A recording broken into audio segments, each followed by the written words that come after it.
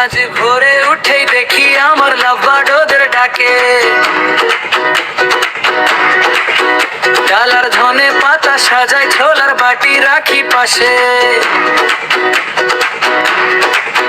ভুট্টা মচনতে একদম মুগো ডালও আছে মিশে। শীতের ঝিলিক দেখে ওরা ছুটে আসে হাসি নিয়ে। ছোট পা ছোট ঠোঁট কত তাড়াহুড়ো, আজ এক একটা দানা তুলেই ওদের চোখে খুশির সাজ। সকাল